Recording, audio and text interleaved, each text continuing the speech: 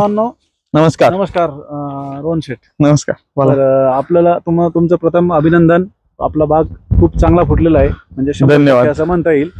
तर आपल्यामुळे सगळे नाही आपण या बागेला खूप जपलेलो आहे. हो. आता शेतकरी बांधवांनो, तुम्हाला सांगायचं एक आहे की आपण 2 महिन्याआधी यांच्यासोबत एक व्हिडिओ बनवला होता. त्यांचा मागच्या वर्षी बाग फेल गेला होता आणि त्याचं कारण आपल्याला बरेच कमेंट्स मध्ये पण आलं होतं आणि बरेच लोक सांगत पण होते की ओसावा खूप आहे. आता हे तुम्ही झाडं पाहू शकता, सगळे एकत्र झालेले आहे आणि एकत्र झाल्यामुळं तिथे सूर्यप्रकाश प्रॉपर पडत नाही, ताण बरोबर बसत नाही किंवा हवा चांगली झाडांना मिळत नाही.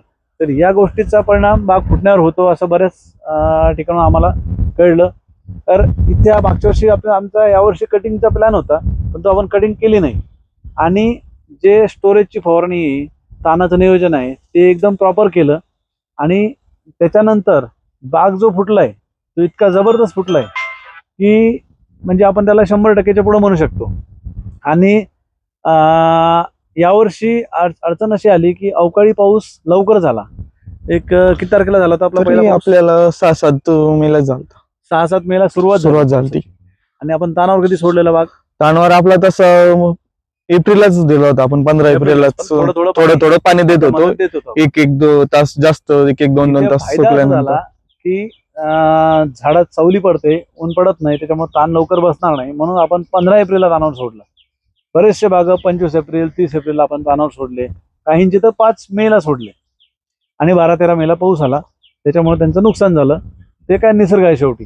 पण इथे जो फायदा झाला, आपण लवकर तानावर सोडल्यापासून चांगला आपला बाग आणि पाऊस एकदम भरपूर झाला, जो मृगात होत असतो तसा पाऊस झाला आणि तो सलग चालला.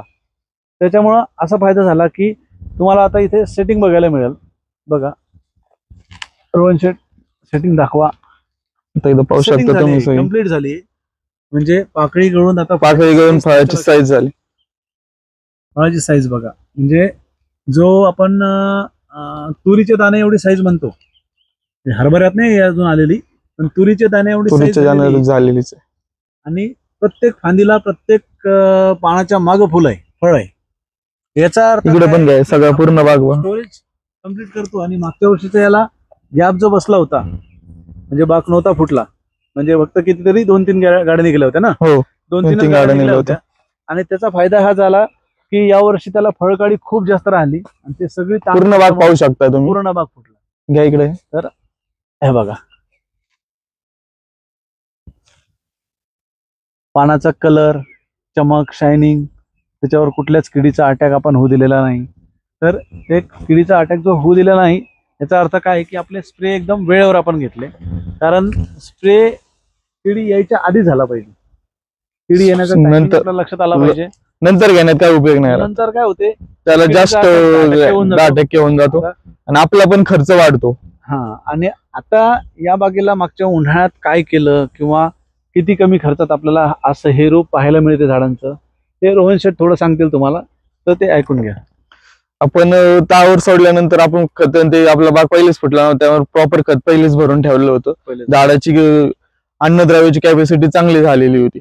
त्यामुळे नंतर आपण फक्त जास्त तावर लक्ष दिलं. पाणी प्रॉपर किती दिवसाला पाणी दिलं पाहिजे, समजा एक तो थोडा सुकावा वाटला की एक थोडा वेळ पाणी देणं, असं हे करून थोडं पाणी झाडाला मरू पण दिलं नाही आणि जास्त हे पण हिरवं पण नाही.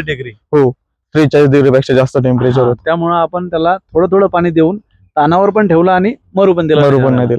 आणि त्याच्यानंतर पहिल्या पावसानंतर आपण, पाऊस झाला त्याच्यानंतर आपण जो कळीसाठी म्हणतो, आपण कळीसाठी स्प्रे घेतो, कळी येण्यासाठी स्प्रे.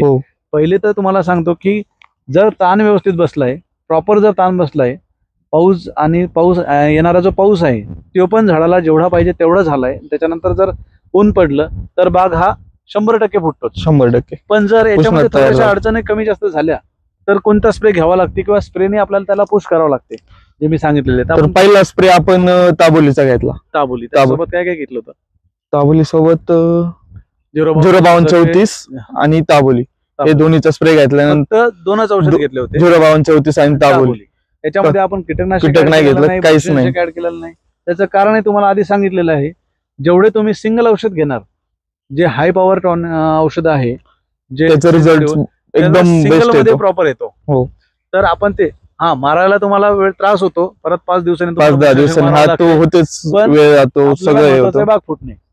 तर त्याच्यानंतर तो स्प्रे झाला, तो स्प्रे झाला आपल्याला बाग कसा फुटलेला दिसतो, एकदम सगळा बाग पांढरा झाला होता एकदम. आता तुम्ही प्रत्येक झाड पाहू शकता. या इकडं आता हे झाड तुम्ही तर पाहिलेलंच आहे, त्याचबरोबर हे झाड पहा.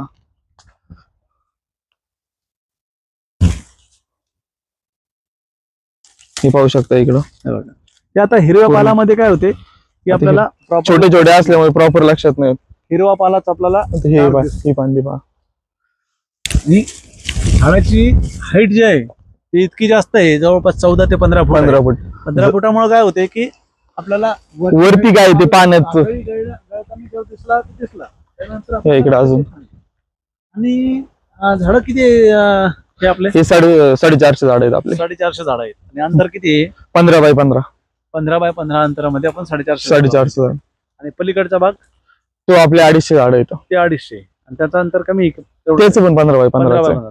तर शेतकरी बांधवांनो 15 बाय 15 अंतरावर यांनी एक प्लॉट 450 झाडांचा आहे आणि एक 250 झाडांचा. दोन्ही बाग चांगले फुटले. त्याच्यामध्ये समजा किती आपण म्हणू की 20 एक झाडे या बागेमध्ये आणि 30 एक झाड आपले कमी फुटले. एकदमच कमी, काही कमी समजा एखाद्या काईडचा माल लागला. हो. तर असं दरवर्षीच होतं बागांमध्ये. प्रत्येक बागेमध्ये दरवर्षी होतं काही ना काही. 500 पैकी 400 फुटतात, 450 फुटतात. आणि आता मला सांगा, आपण जो किडी व्यवस्थापन जे आहे त्याच्यासाठीचा स्प्रे कधी घेतलेला आहे आपण, किती दिवसाआधी? आता तरी 6-7 दिवस झाले. 7 दिवस झाले. 7 दिवसाआधी आपण बुरशीनाशक घेतला आणि त्याच्यामध्ये आपण एक कीटकनाशक थायमिथॉक्झान घेतलं होतं आणि बुरशीनाशक मॅट्रिक्स आणि एक इसाबियन म्हणून अमिनो ऍसिड घेतलं, जेणेकरून पानाची रुंदी चांगली वाढेल. याच्या व्यतिरिक्त आपण काही एक्स्ट्रा दिलेलं नाही खालून. आता बरेचसे मला फोन येतात, बोरॉन देऊ का, झिंक टाकू का? तुम्ही तुमच्या झाडाला जेवढी गरज आहे ना तेवढाच स्प्रे घ्या. जास्त याची गरज नाही आणि जास्त खर्च पण वाढवायची गरज नाही. कारण काय होतं, जास्त आपण फर्टिलायझर ते युज केल्यानंतर जास्त झाडात पण खालून हिट तयार होते. झाडात नॉर्मली जास्त शेणखतावर तुम्ही हे करा. शेणखत हे सगळ्यात बेस्ट. आता यांचं घरचं शेणखत आहे आणि काही विकतही घेतलं, त्यामुळं आणि दरवर्षी शेणखत आहे. दरवर्षी शेणखत टाकलं जाते. मागच्या वर्षी बाग न फुटता आपण शेणखत टाकलेलं. आणि आता याच्यानंतर आपण बेसल डोस जे टाकणार आहे, तुम्हाला सगळ्यांना सांगितलेलं आहे. आपण कधी टाकणार आहे बेसल डोस? 6-7 तारखेनंतर. 6-7 जुलैच्या 6-7 तारखेनंतर. तर का टाकणार आहे 6-7 तारखेनंतर? आता इथून पुढचे जे मोठ्याले पाऊस आहे, त्या मोठ्याल्या पावसामध्ये वाहुणी पाऊस होऊन ते खत काही वाहू नये किंवा लीच होऊ नये जमीनमध्ये, म्हणजे खोलवर जाऊ नये. मुळाच्या कक्षेच्या बाहेर जर गेले तर ते लागू होत नाही. त्यामुळे टाकल्यानंतर ते बुजून घेणे पण, रोटा मारणं समजा, ज्या गोष्टी आहे ह्या सेटिंग नंतर आपल्याला करायच्या आहे. आता याच्यामध्ये ना गवत वगैरे जास्त नाही, त्याच्यामुळे आपण रोटा मारला नाही. थोडं काही ठिकाणी आहे तर तिकडे आपण कटर मारून घेणार, म्हणजे जेणेकरून आपल्याला गवत कंट्रोल मध्ये राहील. तसं शेतकरी बांधवांनो, तसं आपण गवतावर घेण्याची घाई करू नका. सगळ्यात तणनाशक शक्यतोवर घेऊ नका. जे आता बघा, ह्या झाडाची हाईट जी आहे, हे झाड इथून सुरू होते आणि गवत जर तुमचं एवढं आहे, म्हणजे 1 फुटाच्या हाईटचं आहे, तर तुम्ही तिथे तणनाशक फेरिओ किंवा सुपावर घेऊ शकता. पण जर झाड तुमचं इथून सुरू होते, म्हणजे गुडघ्यापासून जर सुरू होते, तर तिथे शक्यतो तणनाशक टाळायचं. आणि काय असते, आता प्रत्येक अडचणी मी म्हणतोय रोटा मारा, पण रोटा मारायला तुमचं ओलावा भरपूर आहे. रोटा जमू शकत नाही. गवत सगळं थर झालेलं आहे आणि त्याच्यानंतर तुमच्याकडे कटर पण नाही आहे. तुमच्याकडे या सगळ्या गोष्टी नाही आहे, तर सगळे पर्याय बंद झालेले आहे.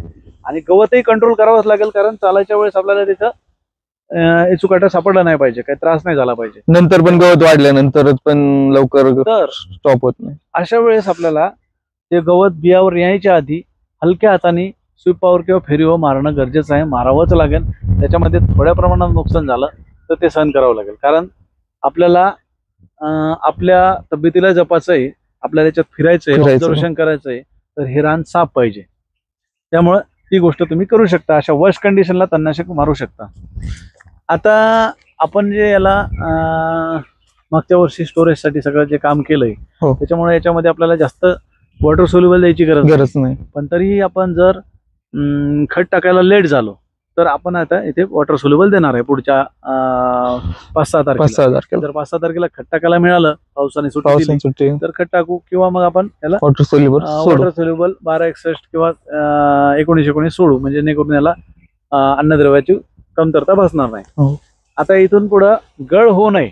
आता 8-10 दिवसामध्ये अशा प्रकारच्या बागेमध्ये गळ सुरू होणार आणि ते 100% सुरू होईल. काही नॅचरल राहील, काही रोगामुळे राहील, काही न्यूट्रिशन डिफिशियन्सी राहील. त्याला बरेच कारण आहे. तर त्यासाठीची आपली तयारी पाहिजे की आता आपल्याला कॅल्शियम नायट्रेट आणि बोरॉन किंवा हायड्रोस्पीड दोन्ही एकत्र येते, ते आपल्याला सोडून द्यायचंय पुढच्या 2-3 दिवसामध्ये, आणि ते आपण सोडणारच. त्याच्यानंतर बुरशीनाशकचा स्प्रे आपला झालेला आहे. त्यांचा झाला नसेल त्यांनी आता सांगितलेला स्प्रे तुम्ही घेऊ शकता. त्याच्यानंतर एक समजा 1-2 तारखेच्या दरम्यान जर गळ वाटली तर आपल्याला दुसरा स्प्रे घ्यायचा आहे. तो मी तुम्हाला पुढच्या वेळेस सांगतोच, किंवा मला व्हॉट्सअपला कमेंट्स करून मेसेज करून तुम्ही विचारू शकता तुमची कंडिशन जशी आहे तशी. तर आज आपण जे ऑब्झर्वेशन केलं आणि असा बाग पाहिला, सध्या तरी अशा प्रकारचे बाग महाराष्ट्रामध्ये एक 10 ते 20% फुटलेले आहे, एवढे प्रॉपर. त्यामुळं शेतकऱ्यांनी लक्षात घ्या की तुमचा जेवढा माल आहे 10%, 20%, 30% आलेला आहे, तर तो 20%, 30% ही माल यावर्षी जपण्यासारखा आहे. बाजार आता काल परवाची न्यूज आहे पेपरची अकोला जिल्ह्यातली की बागाचे सौदे, मृगबाराचे सौदे आताच व्हायला लागलेले, एवढे लोक 12:30 आताच व्हायला लागले. पेपरचं कटआउट आहे कालच्या डेटचं.